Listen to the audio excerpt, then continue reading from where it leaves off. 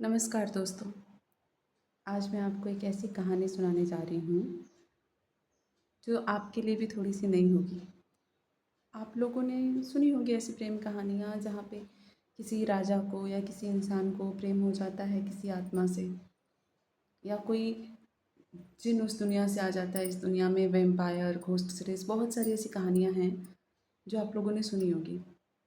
पर अगर मैं आपसे कहूँ कि सचमुच हमारे मूल ग्रंथों में कहीं ऐसा लिखा हुआ है और कोई एक ऐसी कहानी है जहाँ किसी अमरता को प्रेम हो जाता है किसी नश्वर शरीर से, एक राजा पड़ जाता है प्यार में एक ऐसी अप्सरा से जो उसकी आने वाली पीढ़ियों तक उसी रूप में रहेगी। पर राजा तो बीमार भी होंगे, बूढ़े भी होंगे, मर भी जाएंगे, पर वो अप्सरा कभी बूढ़ी नहीं होंगी। वो अप्सरा सदा सदा के लिए उसी रूप में रहने वाली हैं।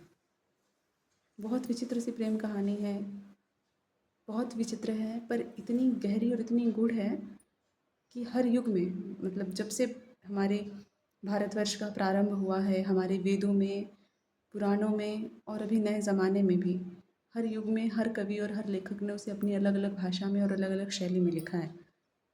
मैं बात कर रही हूँ राजा पुरुरवा और अप्सरा उर्वशी की प्रेम कहानी की, जिसे न जाने कितनी बार लिखा जा चुका है।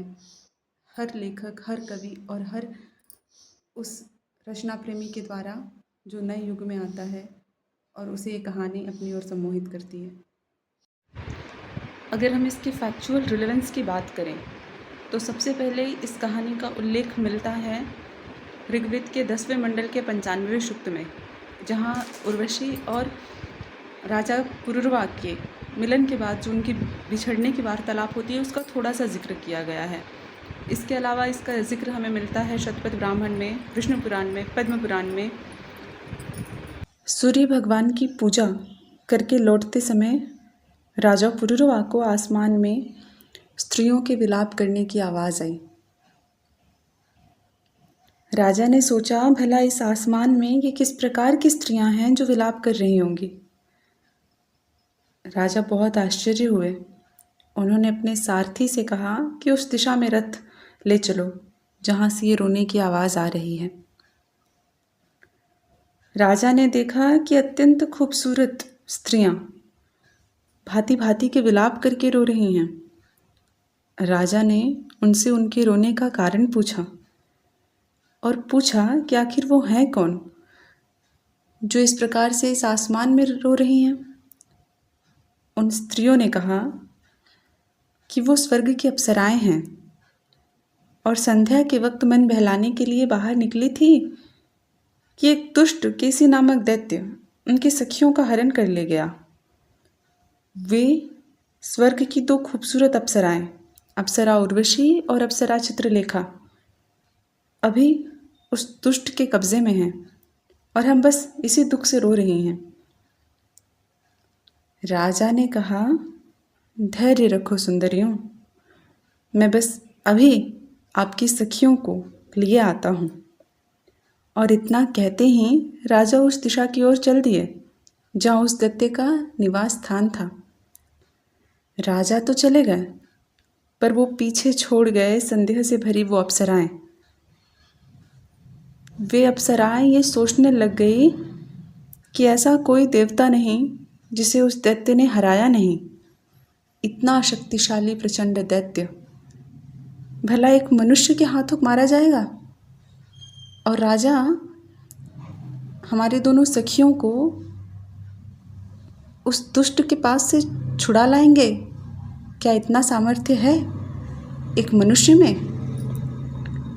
अभी ये सखियां इस प्रकार का विचार विमर्श कर ही रही थी कि अचानक उन्हें आसमान में जो दृश्य दिखाई दिया वो उनकी कल्पना से भी परे था। उनके रोंगटे खड़े हो गए उस दृश्य को देखकर। आखिर क्या दिख गया उन अप्सराओं को? एक ऐसा दुख जो कभी ख़त्म ही नहीं होगा, या एक ऐसा सुख जिसकी कल्पना उन्होंने नहीं की थी? जानने के लिए देखते रहिए पार्ट 2। यहाँ इस कहानी में अभी हम यहीं तक के सफ़र को जानेंगे इसके अगले वाले भाग में हम देखेंगे कि कैसे इन दोनों के प्रेम के बाद का जो विरह है वो कितना दुखदाई है। कालिदास जी ने बहुत ही खूबसूरती से उस विरह को लिखा है। कहा जाता है कि कालिदास जी प्रकृति का उपयोग बहुत खूबसूरती से करते थे किसी भी चीज़ को दर्शाने के लिए, और मैं वो आपको अगले पार्ट में बताऊंगी कि कितनी खूबसूरती से उन्होंने प्रकृति का उपयोग करके उन दोनों की पीड़ा को दिखाया है। और अगले भाग में हमें ये भी पता चलेगा कि रानी को जब राजा हमारे जो हैं वो शादीशुदा हैं, फिर उनकी रानी को जब पता चलेगा कि नहीं, राजा को कहीं और प्रेम हो चुका है, फिर उस ज़माने की रानियाँ किस तरीके से प्रतिवाद करती थी और फिर क्या उसका परिणाम निकलता था, ये सब हम जानेंगे अगले भाग में। तब तक के लिए आप बने रहिए मेरे साथ। धन्यवाद।